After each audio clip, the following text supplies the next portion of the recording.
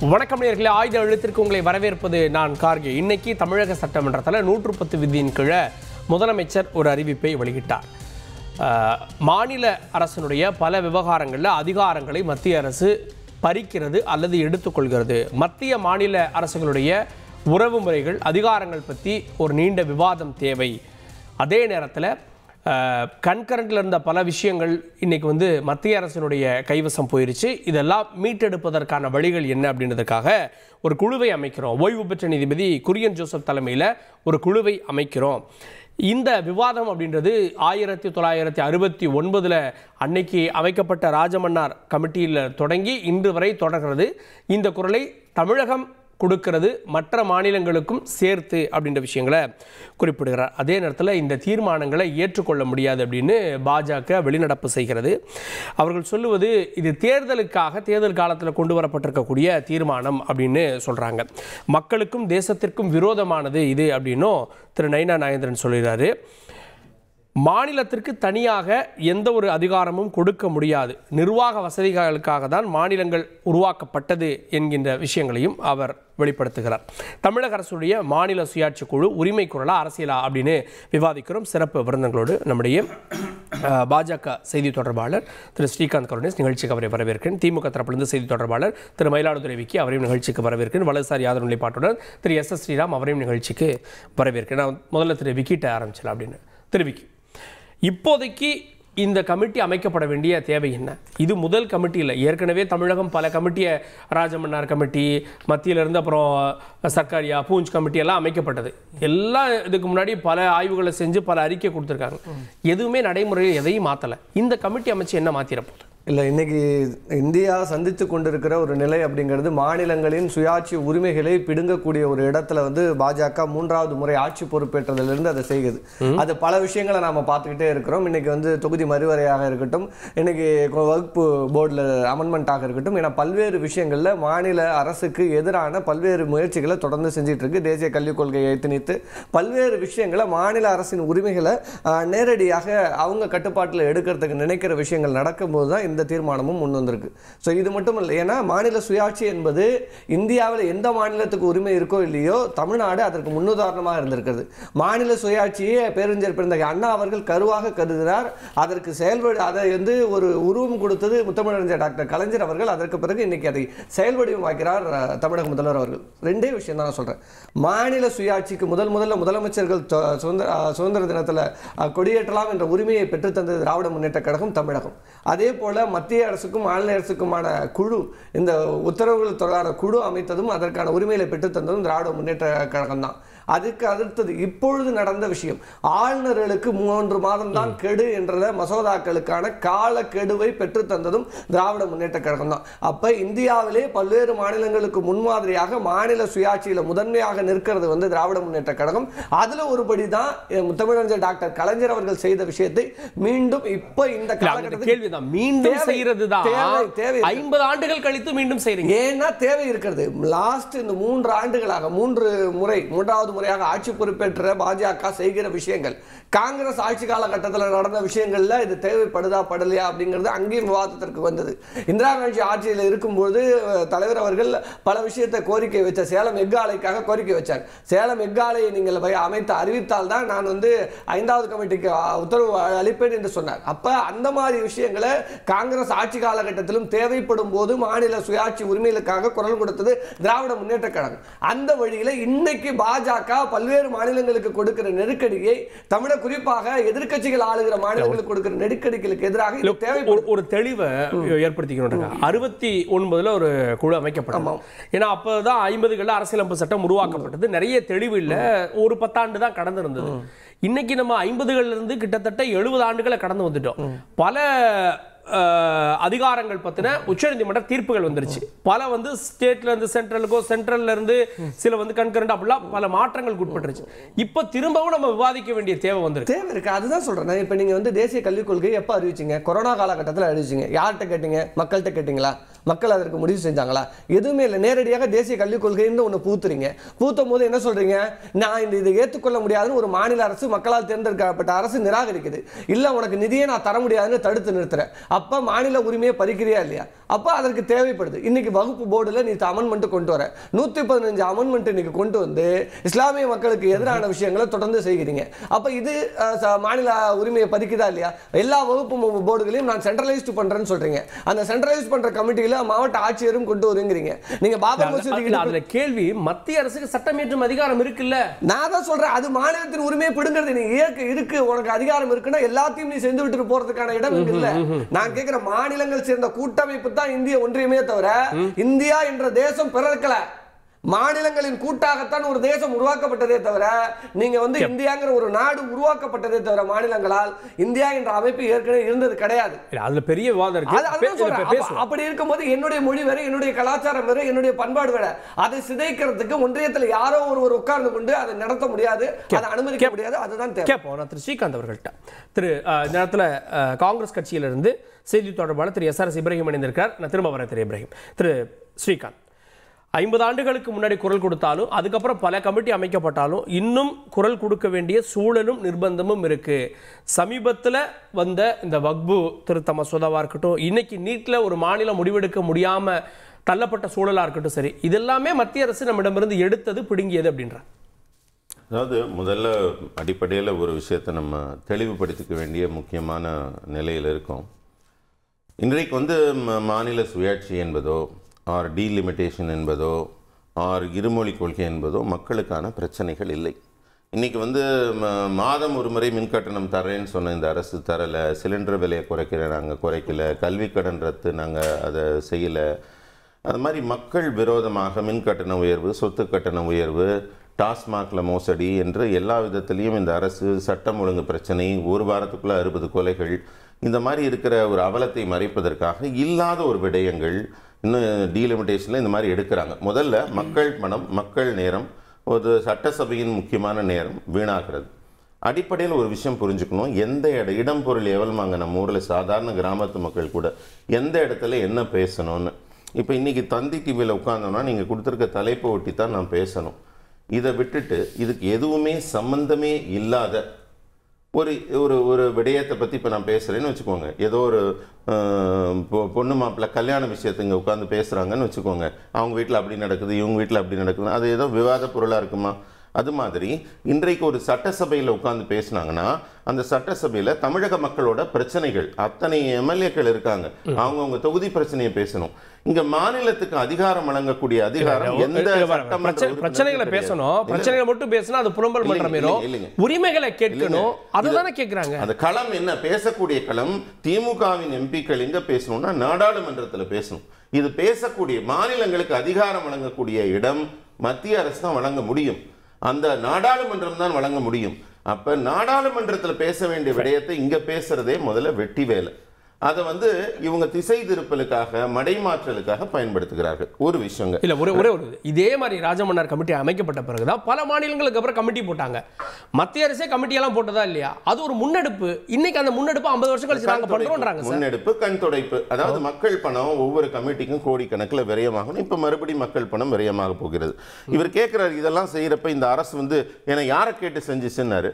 இன்னைக்கு ஏகப்பட்ட சாராய கடைகள் திறப்பதற்கு யாரை கேட்டு செய்து இந்த அரசு? டாஸ்மாக் சேல்ஸ் 65,000 கோடிக்கு உயர்த்திருக்காங்க. இவங்க எடுத்தப்ப 24,000 கோடி, 50,000 கோடி உயர்த்துறது எந்த மக்கள் கிட்ட கேட்டாங்க? அதே மாதிரி இவங்க போதைப் பொருள் கலாச்சாரமாகட்டும் மற்றதாகட்டும் திமுக என்ன மக்களுக்கு விருப்பமானதை செய்து கொண்டிருக்கிறது. அதனால இவங்க வந்து கையில் ஆட்சி இருக்குங்கிறதுக்காக எதை வேணா செய்யறது திமுக தானே தவிர மத்திய அரசு இல்லை. ஒரு விஷயம். ரெண்டாவது மிக முக்கியமான விஷயம் என்னன்னா, நீங்க ஏன் இதை பொருளற்றது என்று சொல்கிறேன் என்றால், நீங்க ராஜமன்னார் கமிட்டியில் பார்த்தீங்கன்னா அவங்க என்ட்ரி 7ல் இருக்கிற போர் தளவாட பொருட்கள் தயாரிக்கும் தொழிற்சாலைகள், போர் வீரர்கள், இந்த இராணுவம் தவிர மற்ற எல்லாத்தையும் மத்திய அரசு கொடுத்தணுங்கிறாங்க. ரொம்ப சிம்பிள். அதுதான். அதாவது இன்னும் குறிப்பிட்டு சொல்ல போனால் கலைஞர் அவர்கள் குறிப்பிட்டு அந்த இடத்துல சொன்னதில் கூட 2 விஷயத்தை குறிப்பிட்டிருக்காரு. எதை குறிப்பிட்டிருக்காருன்னா, நாங்கள் என்ன செலவு பண்ணுறோம் அது சரியாக செலவு பண்ணியிருக்கோமா, அந்த பணத்தில் எதுவும் விரயமாகி இருக்கிறதா, எதுவும் கொள்ளை போயிருக்குதான்னு செக் பண்ணுற ஏஜிஎஸ் ஆடிட் பண்ணுற அதிகாரம் மாநில அரசுக்கே கொடுத்துடணுங்கிறார். எவ்வளவு முக்கியமான ஒரு திருத்தம் அரசு எதிர்பார்க்குது பாருங்க. இவங்க ஒழுங்கா செலவு பண்ணியிருக்கலாங்களான்னு செக் மட்டும் பண்ணக்கூடாது. அதே மாதிரி பார்த்தீங்கன்னா அவங்க இன்னொரு மிக முக்கியமான விஷயம் சொல்றாங்க, எண்ணெய் வளமெல்லாம் எடுக்கிறாங்களே, பெட்ரோல் எல்லாம் எடுக்கிறாங்க, எங்க மாநிலத்தில் எடுக்கிற பெட்ரோல்லாம் நாங்க தான் எடுப்போங்கிறாங்க. ஏன்னா மண்ணை சுரண்டியாச்சு, மலையை சுரண்டியாச்சு, கல்ல சுரண்டியாச்சு. நீங்க சொல்ற ராஜமன்னார் கமிட்டி பரிந்துரை. ஆமா, ராஜமன்னார் கமிட்டி பரிந்துரை இல்லங்க, அது பரிந்துரை கொடுத்தது அப்படின்னா அந்த கமிட்டியை நீங்க கேட்கணும். அரசு எப்படி நீங்க கேட்க முடியும்? அரசு தானே உருவாக்கி இருக்கு, அந்த கமிட்டியோட அரசு தானே டிஸ்கஸ் பண்ணியிருக்கோம். எங்களுக்கு என்ன தேவைன்னு அவங்க தானே சொல்லியிருப்பாங்க. கமிட்டி உருவானாலே முழுக்க முழுக்க அரசோட குணமில்லை. இப்ப கூட ஏகே ராஜன் கமிட்டி வந்திருக்கு. எப்படி வந்திருக்கு? ஷெட்யூல் 7ல எவ்வளவு அரசு, அது வந்ததே அரசு பள்ளி மாணவர்களுக்கு அனுகூலம் இருக்கா இல்லையான்னு அதை மட்டும் சொல்லாம ஒரு கமிட்டி சொல்லுதுன்னா அரசோட அங்கீகாரம் இல்லாமலா சொல்லும்? அதெல்லாம் வெட்டி பேசுங்க. அதாவது கண் துடைப்பு செய்ய வேண்டும் என்பதற்காக செய்ய வேண்டியது. இன்னைக்கு பேச வேண்டிய விஷயம் என்ன இருக்கும்? இன்னைக்கு வேலூர் அணைக்கட்டுல ஒரு காட்டுக்கொல்லைங்கிற கிராமத்துல 100 ஆண்டுகளுக்கு மேல வசிக்கிற மக்கள் இடத்த அங்க இருக்கிற ஒரு தர்கால வந்து நாங்க வக்ஃப்ல எடுத்துக்கிறோங்கிறாங்க. அப்ப அந்த அந்த அந்த இடத்துக்கு வந்து ஆதரவா பேசுற மாநில அரசு இப்ப என்ன சொல்ல போகுது? இவங்க 100 வருஷமா இருக்காங்க, தர்கா 10 வருஷமா கூட இல்ல. அப்ப அந்த மக்கள் சொல்றது பொய்யா? உங்களுக்கு சாதகமானது நீங்க பேசலையா? அதாவது இல்ல வக்ஃப் விவாதத்தை எழுப்பணும் பேசணும் நீங்க சொல்றீங்க. இல்ல, சட்டமன்றம் விவாதிக்க வேண்டியது மாநில பிரச்சனை. இது பேச வேண்டியது நாடாளுமன்றத்துல பேசணும். அதனால சார் நான் அப்புறம் பேசுறேன் சார் உங்கள்ட்ட. நீங்க உங்க சொன்னதெல்லாம் நான் கேட்கலாம்.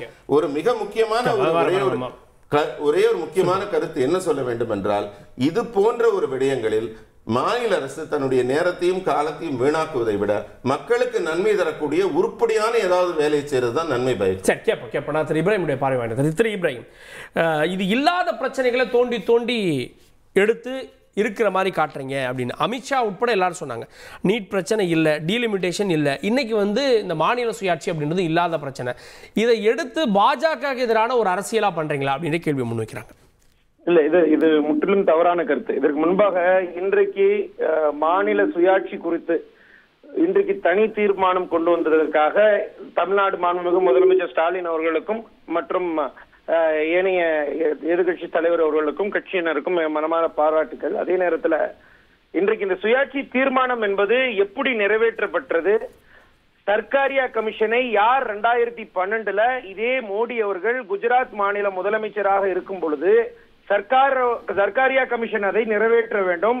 அதை தாண்டி பூஞ்சி கமிஷன், அதாவது மதன் மோகன் பூஞ்சி கமிஷன் அதை நிறைவேற்ற வேண்டும். காரணம், ஆளுநர்கள் வந்து எக்காரணத்தை கொண்டும் அரசியல்வாதிகளாக இருக்கக்கூடாது என்பது பூஞ்சி கமிஷனுடைய பரிந்துரை. அந்த பரிந்துரையை நிறைவேற்ற வேண்டும் என்று தெல்ல தெளிவாக 2012 மார்ச் 4 சொன்னது இதே மோடி அவர்கள் தான், இதே இந்திய நாட்டுடைய பிரதமர், அன்றைய குஜராத்துடைய முதலமைச்சர். அப்ப நாங்க கேட்கக்கூடிய கேள்வி என்பது, அன்றைக்கு சர்க்காரியா கமிஷன் என்பது சரியாக தோன்றியது, அன்றைக்கு பூஞ்சி கமிஷன் என்பது சரியாக தோன்றியது. 2014 நீங்கள் ஆட்சி கட்டியில் அமர்ந்த பிறகு 3வது முறையாக பிரதமர் என்று மாறுதொல்லிக் கொள்ளும் இன்றைய இருக்கக்கூடிய பிரதமர் நரேந்திர மோடி அவர்கள் ஏன் இதை நிறைவேற்றவில்லை? ஒரு கேள்வி. 2வது கேள்வி, இவங்க பேசும்போது என்ன சொன்னாங்க? இன்றைக்கு தேவையில்லாத விவாதங்கள் குறித்து பேசிட்டு இருக்கிறாங்க, இது தேவையில்லாத விவாதம் அப்படின்லாம் சொன்னாங்க. இதுக்கு முழுக்க முழுக்க அபத்தமான கருத்தாக தான் நான் பாக்குறேன். காரணம், சர்க்காரியா கமிஷன் தெள்ள தெளிவாக 247 பரிந்துரைகளை வைத்தது. அதுல 180 பரிந்துரைகளை அன்றைய இரும்பு பெண்மணி அம்மையார் இந்திரா காந்தி அவர்கள், முன்னாள் பாரத பிரதமர் அவர்கள் தெள்ள தெளிவாக நிறைவேற்றம் செய்து, அதுலதான் நம்மளுக்கு தெள்ள தெளிவாக ஒரு பரிந்துரையான வெளி மாநிலத்தை சேர்ந்தவர் தான் நாம் ஆளுநராக பெற முடியும் என்றதை தெள்ள தெளிவாக அதை நிறைவேற்றியது காங்கிரஸ் அரசு. அப்ப இன்றைக்கு நம்ம வெளிமாநிலத்திலிருந்து ஒரு ஆளுநர் வரார் என்றால் அதற்கு முதல் முன்னோட்டமாக இருந்தது காங்கிரஸ் அரசு தான். இதை நம்ம தெள்ள தெளிவாக புரிஞ்சுக்க முடியும். 2வது, கமிஷன் அதிகமான செலவுகள் வருது, கமிஷனை கொடுத்தோம்னா அந்த கமிட்டி அமைச்சோம்னா அதுக்கு அதிகப்படியான செலவுகள் வருது அப்படின்ற கருத்து எடுத்து வச்சிருந்தா ஏன் பிரதமர் மோடி அவர்கள் 2012 இருக்கும்போது இந்த கமிஷன், அதாவது பூஞ்சி கமிஷனை, அன்றைக்கு என்ன வார்த்தை சொல்றாரு? ஆளுநர்கள் அரசியல்வாதிகளாக இருக்கிறார்கள், அதனால நீங்க பூஞ்சி கமிஷனை நிறைவேற்றணும். பூஞ்சி கமிஷனுடைய பரிந்துரைகளை காங்கிரஸ் நியமிச்ச ஆளுநர்கள் இல்லையா? இல்ல, நான் கேள்வி கேட்பது, நீங்க அந்த ஆளுநர்கள் நியமித்தீங்கல்ல, அன்னைக்கு பூஞ்சி கமிஷனை நிறைவேற்ற சொன்னீங்கல்ல, நீங்க தான் இந்திய நாட்டு பிரதமர் ஆயிட்டீங்களே, ஏன் அந்த பூஞ்சி கமிஷன் பரிந்துரைகளை நிறைவேற்றம் செய்யவில்லை? சர்க்காரியா கமிஷனை நீங்க தானே பரிந்துரை அமலாக்கணும்னு சொன்னீங்க, சட்டம் முன்னோடிவா கொண்டு வரணும்னு சொன்னீங்க, அதையும் நீங்க திரும்பி 3 முறை பிரதமராகவும் இன்றைக்கு வரைக்கும் கொண்டு வரவில்லை. அப்ப எங்களுடைய கேள்வி என்பது, அன்றைக்கு முதலமைச்சராக இருக்கும்போது சிட்டிங் சினாரியோ, நீங்கள் முதலமைச்சராக இருக்கும்போது தட்பவெப்பத்துக்கு போல உங்களுக்கு ஆளுநர்கள் குறித்தும் சர்க்காரியா கமிஷனும் பூஞ்சி கமிஷனும் தேவைப்பட்டது. இன்றைக்கு நீங்க 3வது முறையா இந்த சோலோ மெஜாரிட்டி இல்லாமல் மைனாரிட்டி பாஜகவா இருக்கும் போதும் கூட உங்களுக்கு மாநிலத்துடைய சுயாட்சி குறித்து எந்த அக்கறையும் இல்லாத காரணம் தான் முழுக்க முதலமைச்சர் இன்றைக்கு தமிழக முதலமைச்சர் முழுக்க self autonomous body of state autonomous குறித்து பேசுவதற்கான, அதாவது தனி மாநிலத்துக்கான சுயாட்சிக்கான அதிகாரம் குறித்து பேசுவது முழுக்க நரேந்திர மோடி அவர்கள் கொண்டு இட்டு சென்ற பாதைதான். அதன் காரணமாகத்தான் இந்த இடம் இப்படி தேவைப்பட்டிருக்கிறது. இதை தாண்டி கமிஷனை நீங்க பேசுறீங்கல்ல, அன்றைக்கு இருந்த முத்தமிழறிஞர் கலைஞர் அவர்கள் ஒவ்வொரு மாநிலத்திலையும் தேசிய கொடி ஏற்றுவதற்காக நேரு அவர்களிடம், முன்னாள் பாரத பிரதமரிடம் கோரிக்கை வைத்தார். அந்த கோரிக்கையை ஏற்றுதான் அந்த தேசிய கொடியை ஒவ்வொரு நம்ம வருடம் தேசிய கொடி ஏற்றணும் பாருங்க. அது வரைக்கும் அந்த வளம் அந்த நடைமுறைக்கு இல்ல, அந்த வழக்கம் என்பது நடைமுறை இல்லாமல் இருந்தது. அந்த கோரிக்கையை ஏற்றுதான் ஒவ்வொரு முறையும் இந்த வருடம் ஏற்றி வரும். அப்ப நம்ம என்ன கேட்கிறோம், ஒவ்வொரு மாநிலத்துக்குமான சுயாட்சி என்பது தேவைப்படுகிறது. ஸ்டேட் அட்டானமஸ் இது வந்து தமிழகம் மட்டும் முன்னெடுத்து சொல்லிட முடியாது. வெஸ்ட் பெங்கால் முன்னெடுத்திருக்கு. வெஸ்ட் பெங்காலை தாண்டி பல மாநிலங்கள், ஏன் இன்றைக்கு இருக்கக்கூடிய இவர்கள் கூட்டணி கட்சியா இருக்கக்கூடிய தெலுங்கு தேசம் வரைக்கும் மாநில சுயாட்சி குழு முடிவு எடுத்திருக்கிறது. அதற்கு இவர்கள் ஒரு கமிஷனை கூட சரியா அமைக்காம இன்னைக்கு கமிஷன் அமைத்ததே தவறு என்று சொல்பவர்கள் அன்றைக்கு இதே முதலமைச்சரா இருந்தா கமிஷன் கேட்டாங்க. அதை தான் நாங்க குறையா சொல்றோம். சரி கேட்போம். முதல் பார்வை திரு எஸ் எஸ் ஸ்ரீராம், சமீபத்தில் ஆளுநர் வழக்கில் வந்த தீர்ப்பு குடியரசுத் தலைவருக்கே டைம் ஃப்ரேமை ஃபிக்ஸ் பண்ணணும் அப்படின்ற அளவுக்கு பேசு பொருளானது. அப்போ அரசியலமைப்பு சட்டத்தில் பல விஷயங்கள் கொடுக்கப்பட்ட உரிமை மறுக்கப்பட்டிருக்கு. அதை திரும்ப ரிவ்யூ பண்றப்ப இது தேவைப்படுது. அந்த ஒரு உறுதியில், அந்த ஒரு தைரியத்தில் இன்னைக்கு கொண்டு வராங்கன்னு பார்க்கலையா? இல்லை, முதல்ல திமுகவில் எப்போவுமே அந்த குடும்பம் எந்தெந்த பதவியில் இருக்கோ அந்த பதவிக்கு மிகப்பெரிய உயர்ந்த மதிப்பு, மரியாதை, பொறுப்பு, இல்லை அதிகாரம் எல்லாம் இருக்கலாம். ஆனால் வேற யாராவது அந்த அந்த பதவியில் உட்காந்துட்டா அது வந்து ரொம்ப ஒரு மட்டமான பதவி ஆகிடும். அதுக்கான வேல்யூ இல்லாமல் இருக்கும். மேயரை நம்ம பார்க்குறோம், மேயரை நம்ம இப்போ அருமையாக பார்க்குறோம். மேயர் எப்படி தமிழ்நாட்டில் இப்போ சென்னை மேயரை எப்படிலாம் டான்ஸ் ஆட வைக்கிறாங்கன்னு தெரியும். இதே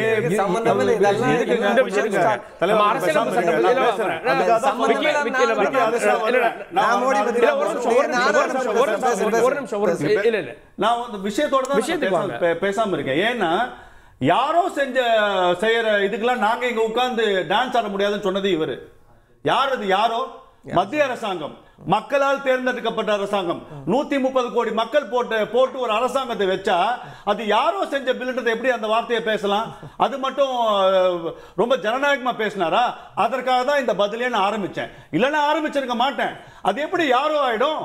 இதே மக்கள் தேர்ந்தெடுக்கப்பட்ட அரசாங்கம் தாங்க, இதே அரசியலமைப்பு சட்டத்தில் உட்பட்டு நடக்கிற அரசாங்கம் தாங்க. அப்ப எப்படி நீங்க மட்டும் ஏத்துக்க மாட்டீங்க? அது மட்டும் எப்படி மாநில உரிமைக்கு மீறி ஆயிடும்? 17 வருஷம் உட்கார்ந்துருந்தீங்களா? ஏதாவது ஒரு துரும்ப எடுத்து போட்டீங்களா?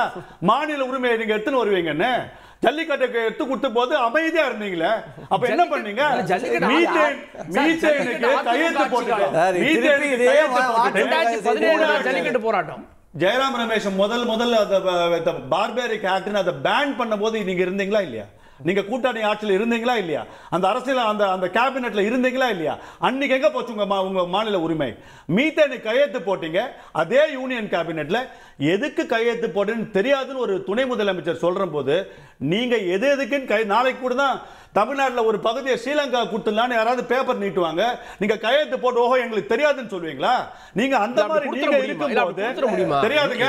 ஏன்னா எங்கேயோ ஒருத்த வேர்ல்ட் கப் வின் பண்ணிட்டு வந்த போது அவனை கூட்டிட்டு வந்து எல்லாருக்கும் உட்கார்ந்து அவன் வேர்ல்ட் கப் வின் பண்ணானா இல்லையான்றது நீங்க பண்ணீங்களா இல்லையா? நீங்க இதை பண்ணாலும் பண்ணுவீங்க. அதனால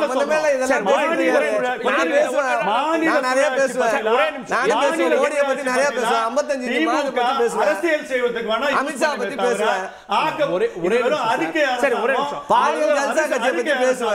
இது வெறும் இந்த சட்டசபையில் ஆனவனா எல்லாரையும் கூப்பிட்டு வச்சு ஒரு அறிக்கை ஆளுநர் விவகாரத்தில் இதே குற்றச்சாட்டு சொன்னீங்க. ஆளுநரை பத்தி எடுத்துறாங்க. ஆளுநரை நீதிமன்றம் என்ன சார் சொல்லியிருக்கு? நீதிமன்றம் வந்து உச்ச நீதிமன்றம் ஒரு கருத்து சொல்லியிருக்கு. என்னுடைய பார்வை உச்ச நீதிமன்றம் மிக கடுமையா விமர்சிச்சிருக்கு சார். மிக கடுமையா பேசலாம்ன்றது அதோட பார்வையா இருக்கு. ஒரு விஷயத்துலயும் ஒரு ஓவர் ரீச்சா இருக்கு. இதெல்லாம் ஓவர் ரீச்சா பாப்பீங்க. இது கான்ஸ்டிடியூஷன் படி அது அவங்க they should have drawn that line.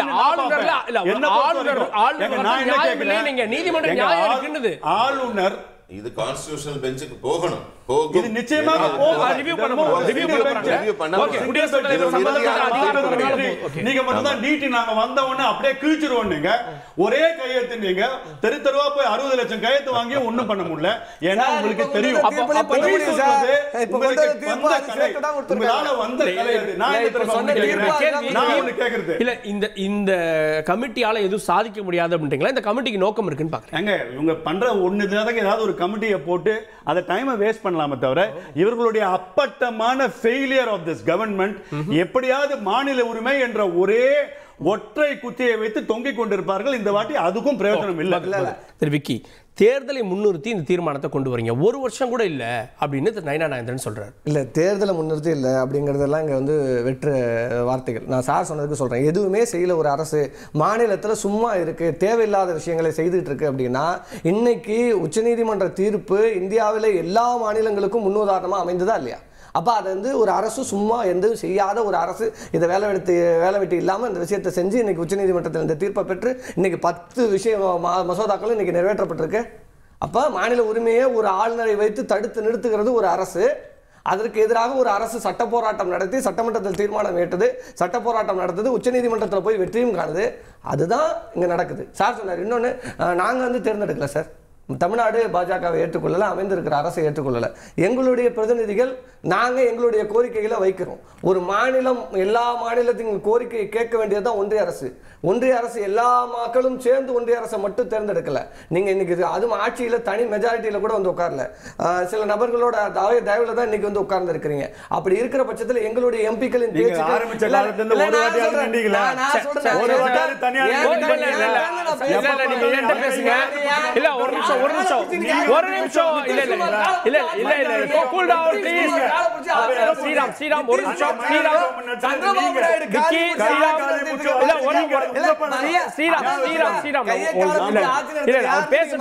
உங்களுக்கு வாய்ப்பு தரேன்.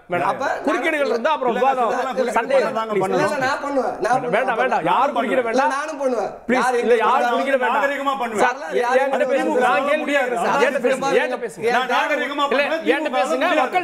மக்கள்கிட்ட பேசுங்க. நான் தான் சொல்றேன். அப்ப இந்த விஷயங்களுக்காக ஒரு அரசு போராடுகிறது, அந்த அரசின் சட்டமன்ற உறுப்பினர்கள் அதற்கு முன்னோடி வைக்கிறாங்க, சட்டமன்றத்தில் தீர்மானம் ஏற்றப்படுது, அது வந்து வாத பொருளாகுது. அது ஏன்னா இப்ப மட்டும் நடக்கலங்க. நான் என்ன சொல்றது, காங்கிரஸ் ஆட்சி காலகட்டத்தில் திமுக உரிமையை பெற்றிருக்கு, மாநில சுயாட்சி உரிமையை பெற்றிருக்கு. அதுக்கு தான் நான் 3 எக்ஸாம்பிள் சொன்னேன். இன்னைக்கு இருக்கிற இப்போ ரீசெண்டா பாருங்க, இப்போ டீலிமிட்டேஷன்ல எல்லா மாநிலங்களுக்கும் சொல்லிட்டு மாநிலங்களை திரட்டுறீங்க. இப்போ இது எல்லா மாநிலங்களுக்கும் தான் அப்படின்னு மாநிலங்களை திரட்டுறீங்க. அப்ப இந்த நோக்கம் என்ன? பாஜக எதிர்ப்பு அரசியல், அதுல திமுக முன்னிலையில் இருக்கணும்ன்றதா? இல்லையே, மற்ற மாநிலங்களுக்கு முன்னுதாரணமா நாங்க இருக்கிறோங்கிறோம். மற்ற மாநிலங்கள் இதெல்லாம் மறந்து இருக்கலாம், மற்ற மாநிலங்களுக்கு இதெல்லாம் தெரியாம இருக்கலாம். திராவிட மாடல் ஆட்சி இந்தியாவுக்கு முழுமையாக தேவைப்படுதுங்கிறோம். பாரத நாடு பைந்தமிழர் நாடுங்கிறோம். அப்ப ஒட்டுமொத்த தேசமே என்னதுங்கும் போது நான் எல்லாருக்கும் முன்னுதாரணமா இருக்க வேண்டியது என்னுடைய கடமை.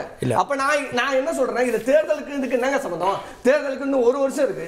இப்ப நான் பேசுறதுக்கு தேர்தல் நேரத்தில் பேசுறேன், இன்னும் வைரல் ஆகுமே, இன்னும் நான் வைரலா பாஜக எதிராக விஷயங்களை செஞ்சுட்டு போலாமே. நான் அவசியம் இல்லை. இந்த மாநில அரசு இன்னைக்கு இருக்கிற நிகழ்வுகளுக்கு எதிராக நீங்க மசோதாவை இன்னைக்கு தான் கொண்டு வரீங்க. நீங்க வகுப்பு போர்டுல அமெண்ட்மெண்ட் நீங்க கொண்டு இந்த அறநிலையத்துறையின் கட்டுப்பாட்டில் இருக்கிற கோயில்கள்ல அறங்காவலர்களா இந்துக்கள் தான் இருக்க முடியும். நீங்க வேற யாரையும் போட முடியாது. அப்ப வகுப்பு சொத்துக்களுக்கு அந்த திருத்தத்தை வந்து லாஸ்டா அமித்ஷா ஆட் பண்ண நினைக்கிறேன். பிற மதத்தினர் வரக்கூடாது, பிற மதத்தினரும் இன்க்ளூட் பண்ணலாம். அதை மாவட்ட ஆட்சியரின் கட்டுப்பாட்டு நடுவில் நான் கொண்டு வருவேன் அப்படிங்கிறாங்க. நான் என்ன சொல்றேன், இந்த அமெண்ட்மெண்ட் எப்படின்னா, நீங்க இன்னொன்னு நான் தானம் செய்யணும்னா இல்லங்க, இந்து மத சொத்து தான் வருது. வக்ஃப்ல அவங்க எடுக்கிறது எல்லாமே இன்னைக்கு நான் சொன்ன வேலூர் விசாரணை கூட ஒரு இந்துக்களோட சொத்தை கொள்ளை அடிக்கிறாங்க. கேள்வி வாங்கிக்கிறேன். நான் கொள்ளை போகுது சார். நான் நாகூர் தர்காவுக்கு போவேன் சார். நான் என்னோட குடும்பத்துக்காக ஒரு விஷயத்தை வேண்டிட்டு நான் என் சொத்தை நான் வந்து வகுப்புக்கு தானம் பண்ணலாம். வகுப்புங்கிறதே தானம் தான். ஏன் நான் ஒரு இந்து, என்னுடைய சொத்தை நான் வகுப்பு போர்டுக்கு தானம் செய்ய முடியும். அப்படி தானம் செய்யப்பட்ட இடங்களும் வகுப்புல இருக்கு. ஆனா இப்ப என்ன சொல்லுது இந்த அமெண்ட்மெண்ட்னா, நீ தானம் செய்யணுமா 5 ஆண்டு நீ இஸ்லாம் மார்க்கத்தை பின்பற்றனா இருக்கணுங்குது. அப்ப இதெல்லாம் என்ன 115 அமெண்ட்மெண்ட் நீ இதெல்லாம் கொண்டு வந்து இந்துக்களுக்கு எதிரான ஒரு மனநிலையை செட் பண்றீங்க. அப்ப இதை வந்து நாங்க வந்து எப்படி அனுமதிக்குது? அப்ப ஒரு அரசு இதையெல்லாம் முன்னுதாரணமா எடுத்து இதை வந்து விடக்கூடாது என்று சட்டமன்றத்தில் தீர்மானம், இந்தியாவில் முதலாக வகுப்பு போர்டுக்கு எதிராக தீர்மானத்தை ஏற்றியது தமிழக சட்டமன்றம் தான். அப்ப நீங்க ஏங்க நடத்துறீங்க? நீங்க ஏங்க எங்களுக்கு தொல்லை கொடுக்குறீங்கன்னா, நீ பண்றது எல்லாம் தொல்லைங்கிறதுனால நீங்க நயினார் சொல்றாரு, மாநிலங்கள் பிரிக்கப்பட்டது நிர்வாக வசதிகளுக்கு, மாநிலங்களுக்கு தனியாக முழு அதிகாரம் கொடுக்க முடியாது, ஏற்க முடியாது அப்படின்றார். வாதம் சரியா? கண்டிப்பாக மிக சரியான வாதம் எங்கள் தலைவர் சொல்லியிருக்கிறது. என்னன்னு கேட்டிங்கன்னா, நம்ம 1947 நம்ம சுதந்திரம் அடைந்து அரசமைப்பு சட்டம் 51 உருவாக்கினப்போ கூட தமிழ்நாடும் இல்லை, கேரளாவும் இல்லை, கர்நாடகாவும் இல்லை, எந்த ஒரு மாநிலங்களும் இப்போ தான் தெலுங்கானா சமீபத்தில் வந்திருக்கு. அதனால் ஆந்திராங்கிற ஒரு அமைப்பு கூட உருவாகலை. அதெல்லாம் 56 அதுக்கப்புறம் பொட்டி ஸ்ரீராமில் ஒரு இது பண்ணதுக்கப்புறம் 56 தான் உருவாகுது. அப்போ மாநிலங்களே இல்லாத போது இது தமிழ்நாட்டின், ஆந்திராவின், கேரளத்தின் கூட்டமைப்பின் எப்படி சட்டம் உருவாயிருக்கும்? புரியுதுங்களா? அந்த மாநிலங்களே இல்ல. அப்ப புரியுதுங்களா? இந்த சட்டம் உருவான போது இந்தியா தட் இஸ் பாரத், அதுதான் மொத்தம். India that is Bharat. அதை நீ புரிஞ்சுக்கணும்னா ஷால் பி, அதுதான் மஸ்ட் பி இல்ல, ஷால் பி. அப்படியும் வச்சுக்கலாம். நீ எப்படி வச்சுக்கலாம்னா மாநிலங்களின் ஒன்றிணைந்த ஒரு கூட்டமைப்பு அப்படிங்கிறது ஒரு விளக்கம் கொடுத்திருக்காங்க. இதே அவங்க இந்தியா தட் இஸ் பாரத்துக்கு பதிலா the union of all the states can also be called as Bharat நாங்கன்னா நீங்க சொல்றது அர்த்தம் அடிப்படை புரிதல் சட்ட அறிவே இல்லாதவர்கள் தான் இப்படி கூட்டாட்சி முறைப்படி தமிழ்நாடு வந்து ஒரு மாநிலமா மாநகராட்சி ஒன்றியங்களின் கூட்டமைப்பா. இப்ப இங்க இருக்கிற ஒரு தமிழக முதல்வரா மாநகராட்சி ஒன்றியங்களின் ஒன்றிய முதல்வரா. அதாவது நீங்க விளக்கம் கொடுத்துட்டே போலாங்க. நான் கூட தான் சொல்லுவேன் எல்லாம் தனியா போலாமா? ஆமா எல்லாம். அப்ப அவங்க அதாவது இது ஒரு கேவலமான ஒரு விளக்கம். அதாவது சொல்றதுல பிரிவினையை வலியுறுத்தாத நாங்க மாநில சுயாட்சி கேக்குறாங்க. இதை விடுங்க. நீங்க பிரிஞ்சு போலன்னா பிரிவினை எங்க பிரியணும் தான் நினைக்கிறாங்க. அதுக்காக தான் இந்த பேச்சே வருது. பிரிவினைவாதத்தின் தொடக்கம் தான் இது. இதை வந்து நாங்கெல்லாம் சொல்லல. இதை வந்து உச்ச நீதிமன்றமே இந்த இதை பார்க்கும்போது வாஜ்பாய் அவர்களும் சொல்லி இருக்கிறார்கள். பிரிவினைவாதத்தின் உச்சம் தான் இந்த கமிட்டியோட அறிக்கைன்னு இருக்காரு. ஒரு நல்ல நீதிபதியை வைத்து நீங்க பிரிவினைவாதத்தை பேச வைத்திருக்கிறீர்கள் என்று வாஜ்பாய் கூட கருத்து தெரிவித்திருக்கார். இரண்டாவது விஷயம் வரை 15 ஆண்டு காலம் திமுகவும் காங்கிரசும் ஆட்சியில் இருந்த போது, கூட்டணி ஆட்சி இருந்த போது, அதிகாரம் உங்கள் கைவசம் இருந்த போது சுயாட்சி ஏன் உறங்கிக் கொண்டிருந்தது?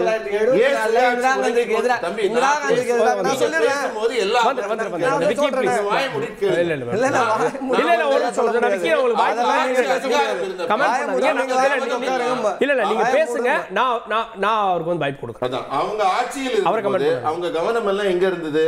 ராஜமன்னார் சொல்றாரு IAS IPS போன்ற பதவிகளே இருக்கக்கூடாது, கவர்னர் பதவிகளே இருக்கக்கூடாது. பண்ணிருக்க வேண்டியது தானே? நீங்க தானே ஆட்சியில் இருந்தீங்க. 6 கேபினட் மினிஸ்டர் வச்சுட்டு உட்கார்ந்து இருந்தீங்களா? உங்க கவனம் கவர்னர்கள் பிற மாநிலத்தவரா இருக்கணும்ன்றது அதுல இருந்து வந்து இம்ப்ளிமெண்ட் தானே. அதுல இருந்து வந்திருக்குங்கிறத விட உங்க கையில இன்னைக்கு சுயாட்சிக்கு நீங்க கமிட்டி போடுறதை விட உங்க கையிலேயே மத்திய அரசு இருந்தது, உங்க கையிலே ஆட்சி அதிகாரம் இருந்தது. 1 வருஷமா 2 வருஷமா 15 வருஷம் படுத்து தூங்கிட்டு இருந்தீங்களா?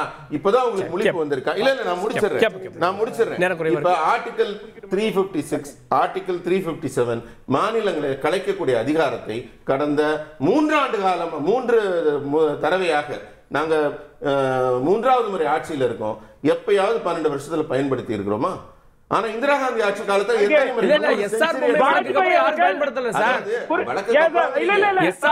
தீர்ப்பு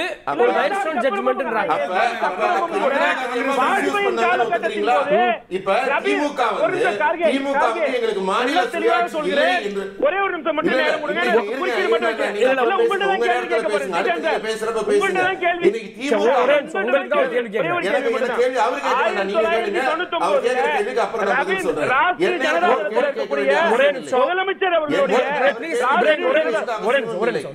அதனால நான் என்ன சொல்ல வரேன், இன்றைக்கு மாநில சுயாட்சி பத்தி பேசுற திமுக ஒத்துக்கொள்கிறதா? அப்ப மத்தியின் ஆட்சி தான் நடக்கிறதுன்னு. இவங்க சுயமா ஆட்சியே நடத்தல, எங்களுக்கு சுயமா எதுவுமே இல்லை.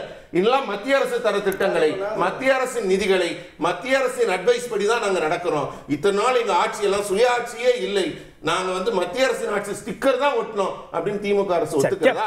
எத்தனை அதிகாரங்கள் இருக்கின்றன? நீங்க இன்னும் போய் பெட்ரோல் எடுக்கணும்னு ஆசைப்படுறீங்க. கொல்ல போன மலையும் மணலும் போதாதா? நீ இன்னும் அதை வேற கொள்ளையடிக்கணுமா? கேப்போம். நான் திரு இப்ராஹிம் இந்த கமிட்டி அமைக்கப்பட்டதே யாரை எதிர்த்து? காங்கிரஸ் அரசுகளை அன்னைக்கு வந்து உரிமைகளை பறிச்சுட்டாங்க அப்படின்னு அமைக்கப்பட்டது. இந்த குற்றச்சாட்டு காங்கிரஸ் அரசு மேல இருக்குல்ல?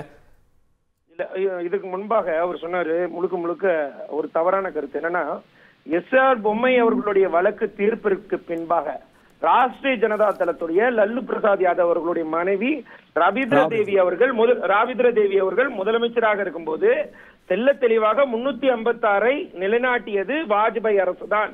எஸ்ஆர் பொம்மை அவர்களுடைய வழக்கு தீர்ப்பிற்கு பின்பாக ஒரு 356 ஆர்டிகல் அது முழுக்க முழுக்க சட்டம் முன்வடிவு அமலாக்கப்பட்டது என்றால் அது வாஜ்பாய் அரசு, இந்த பாஜக அரசு மட்டும்தான். இதை தெல்ல தெளிவாக கூற விரும்புகிறேன். இதை தாண்டி இந்த இடத்துல ஒரு மைய பகுதியை அதற்கப்புறம் எஸ்ஆர் பொம்மை வழக்கு வாஜ்பாய் அரசு 2004 இருந்து எஸ்ஆர் பொம்மை கேஸ் ஜட்ஜ்மென்ட்க்கு அப்புறம் பேசுங்கன்ற 2004 இருந்து 2014 வரைக்கும் 356 ஒரு இம்ப்ளிமெண்டேஷனை காட்டுங்க பாப்போம். இது பகிரங்க சவாலா சொல்றேன். நீங்க ஒரு இம்ப்ளிமெண்டேஷனை காட்டணும். எங்க காட்டுங்க, இருக்க உங்கள்ட்ட? சும்மா வாய்க்கு வந்து பொய்யெல்லாம் பேசக்கூடாது. 2004 இருந்து 2014 வரைக்கும் 2004 வரைக்கும் வாஜ்பாய் அரசு. அதுலதான் 1999 தான் ரவீந்திர தேவி அவர்கள் முழுக்க முழுக்க 356 இம்ப்ளிமெண்டேஷன். அன்றைக்கு இருந்த ஜனாதிபதி KR நாராயணன் அன்றைக்கு 356 வச்சு அந்த மாநிலத்தை கவுத்தது நீங்க. அன்றைக்கு பாரதிய ஜனதா கட்சியும் ஜனதா தளமும் கூட்டாட்சியாக நின்று அன்றைக்கு ராஷ்டிரிய ஜனதா தளத்தை கவுத்தது இந்த பாஜக ஒன்றிய அரசு தான். இதுல மாற்று கருத்து சொல்ல முடியுமா? அதற்கு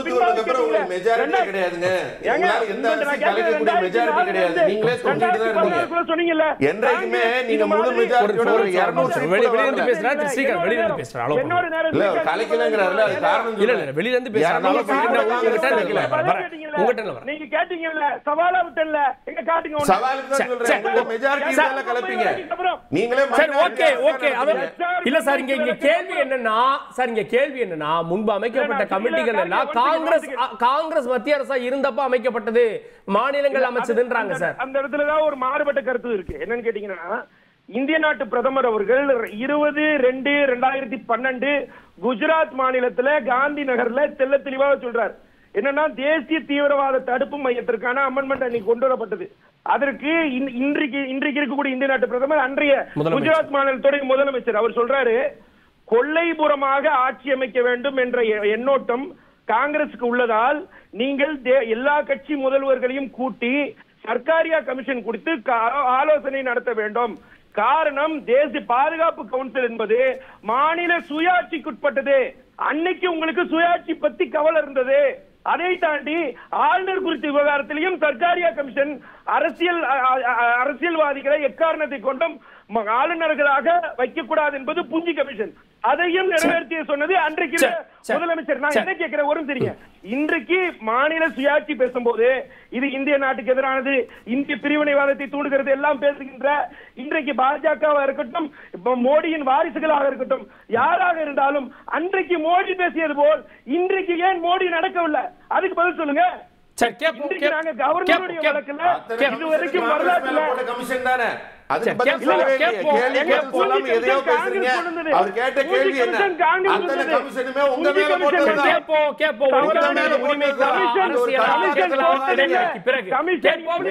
திரு ஸ்ரீராம், இது அரசியலுக்காக பண்றாங்க, தேவையில்லாம பண்றாங்க அப்படின்னீங்க. இதே மாதிரிதான் டீலிமிட்டேஷன் சொன்னீங்க. டீலிமிட்டேஷனுக்கு எத்தனை கட்சிகள் வந்தது, எத்தனை மாநிலத்திலிருந்து வந்தது?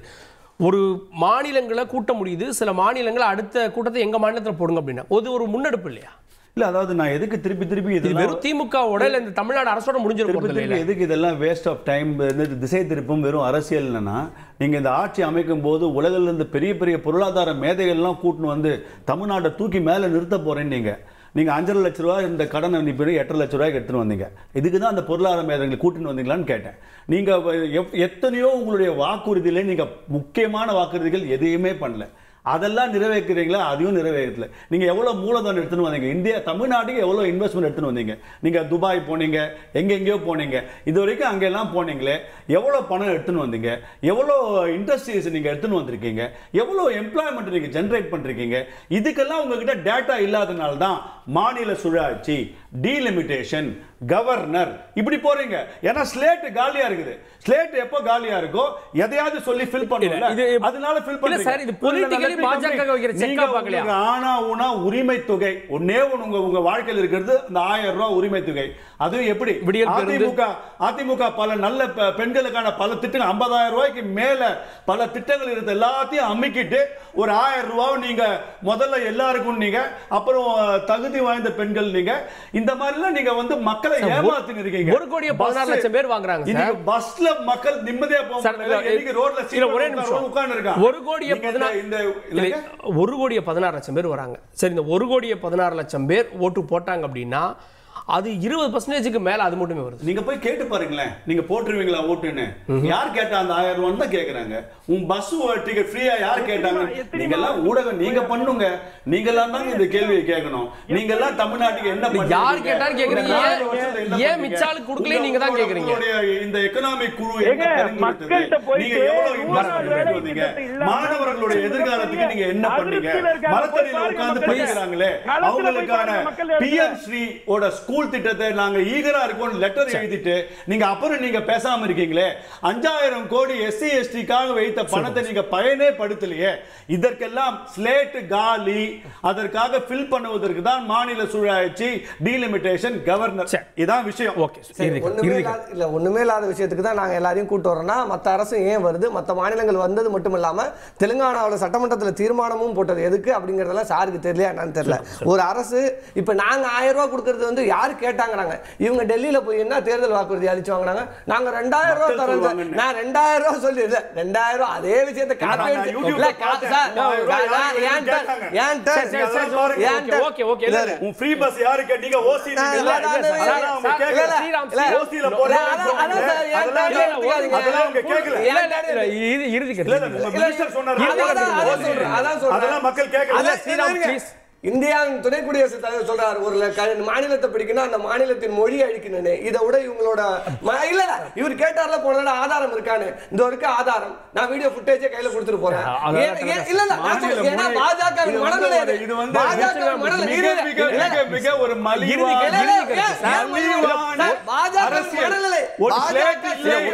ஒரே நிமிஷம்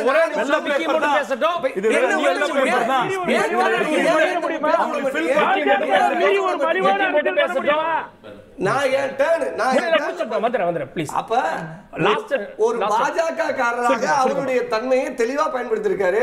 ஒரு மாநிலத்தை பிடிக்கணும் அவன் மொழி அழின்னு ஒரு மாநிலத்தை ஒரு இந்திய தேசத்தின் துணை குடியரசுத் தலைவர் பேசுகிறார்.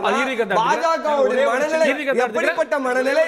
இல்ல நானே சொல்றேன், இவர்கள் மாநிலங்களை அழிப்பதுதான் தெளிவா தெரியுது.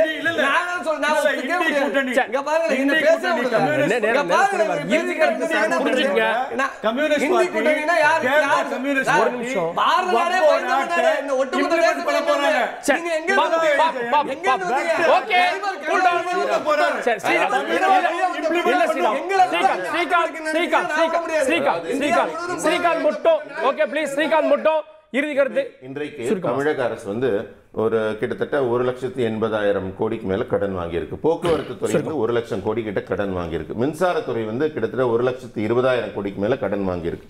இதர கடன்கள் 70,000 கோடி, கிட்டத்தட்ட 4.5 லட்சம் கோடி இந்த ஆட்சிக்கு வந்த 4 வருஷத்துல சக்சஸ்ஃபுல்லா கடன் வாங்கியிருக்காங்க. இதற்கு வட்டி மட்டும் 40,000 கோடி. இப்ப நமக்கு வருமானம் 80,000 கோடி.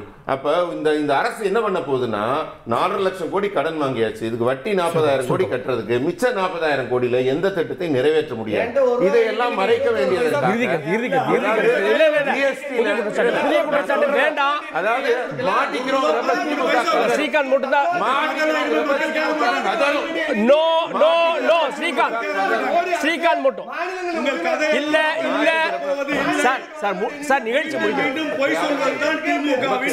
தான் ஆனர்ல இருக்காரு.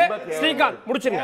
இல்ல இல்ல கேவலமா இல்ல இல்ல ஸ்ரீகாந்த் ஸ்ரீகாந்த் கேவலமா பேசுறாரு. ஸ்ரீகாந்த் இந்த விஷயத்தை இறுதி கருத்து முடிச்சுங்க. முடி மாதிரி கேவலமா பேசுறோம் கிடையாது அமைச்சரா இருந்து. அதே இப்ராஹிம் இறுதி கருத்து. இப்ராஹிம் இறுதி கருத்து. இப்ராஹிம் இறுதி கருத்து. நாட்டுல பாஜக